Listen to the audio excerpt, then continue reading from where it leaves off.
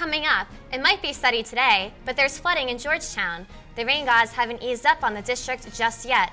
A full report straight ahead. And good news for broadband users. We'll show you what the government is doing to improve high-speed internet across the country. Those stories and more in today's District Wire News.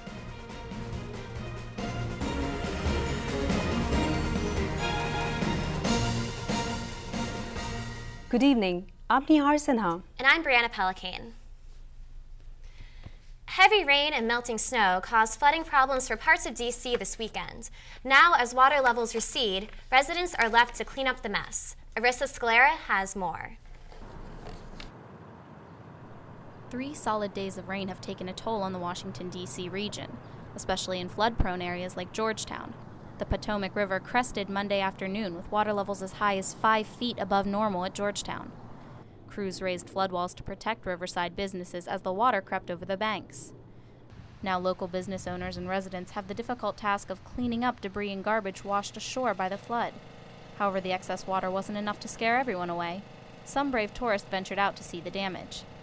Well, it's incredibly high. We were here a couple of years ago and ate lunch down in there. It's sunk in. You go down some steps and sit, and it's pretty incredible. It's really high. Everything's closed off, and we were going to go sit and have lunch down there today, but not today.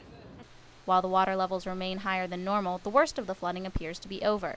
Washingtonians can expect sunshine and warmer temperatures throughout the rest of the week. Arissa Scalera, District Wire News. House Democrats are getting ready to vote on health care by the end of the week.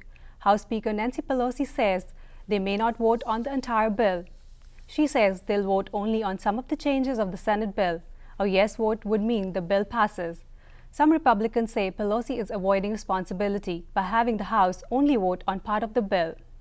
Soon we may use bacteria to fight crime. According to a new study, you can now identify computer users by the bacteria on their fingers.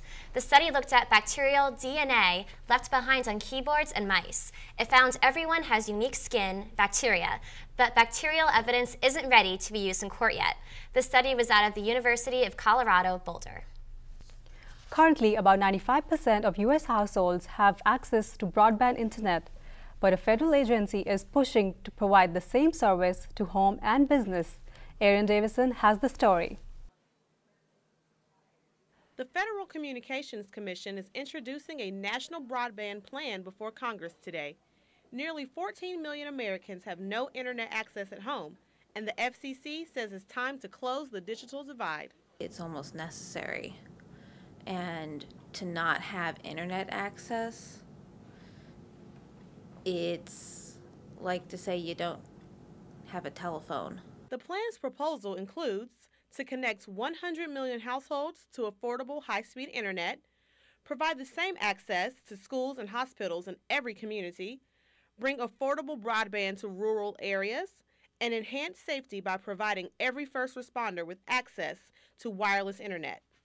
As more people connect to the internet, some hope that access to information will also increase.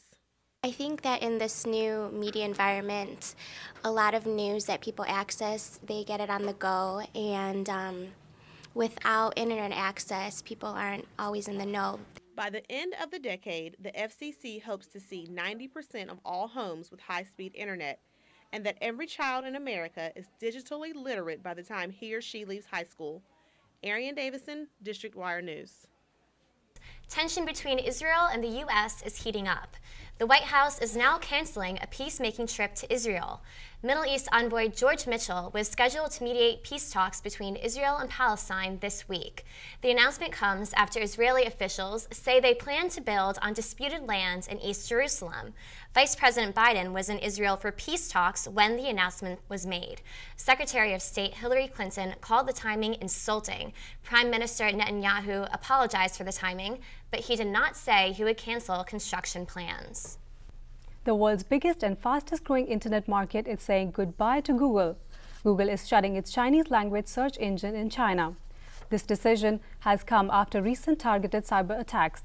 Google said the email accounts of Chinese human rights activists were primary targets, and it no longer agrees to censorship.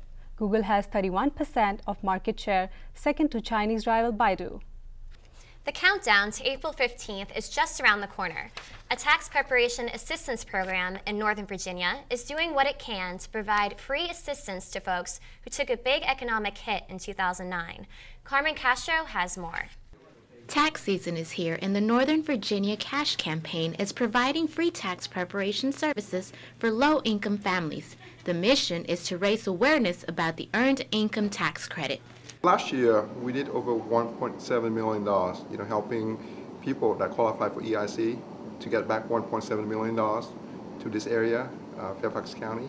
Altogether, we did over 3,280 tax returns last year. And then we brought back to this area $4.4 million in federal tax returns.